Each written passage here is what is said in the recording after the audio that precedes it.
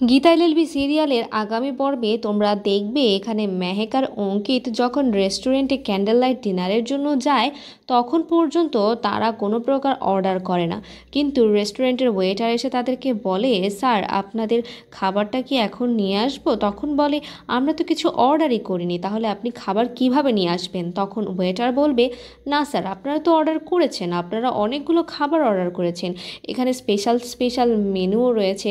তারপর এখানে ওয়েটার একে একে অর্ডার করা খাবারগুলোর নাম পড়ে শোনাবে। আর তখনই সেখানে মেহেক চমকে উঠবে প্রান্তিক কৃপানকে দেখে। হ্যাঁ বন্ধুরা, এখানে মেহেক কৃপানকে দেখে ভয়ে আটকে উঠবে। আর তখন কৃপান এসে বলবে, হ্যাঁ অর্ডারগুলো আমি করেছি, আমার তরফ থেকে মেহেকের জন্য এই অর্ডারগুলো আমি করেছি। আর এটা দেখে ইতস্তত বোধ করবে এখানে অঙ্কিত। আর দুজন মিলে এখানে খুবই একটা খারাপ সিচুয়েশনে পড়তে যাচ্ছে, কারণ এখানে কৃপান এমন এমন কথা বলবে যা শুনে মেহেকের খুব রাগ হবে। আর এখানেই তখন গীতা চলে আসবে। গীতা এসে এখানে কৃপানকে রেস্টুরেন্টে সবার সামনে এমন অপমান করবে যেটা থেকে কৃপান আসলেই অনেক বড় একটা শিক্ষা পাবে।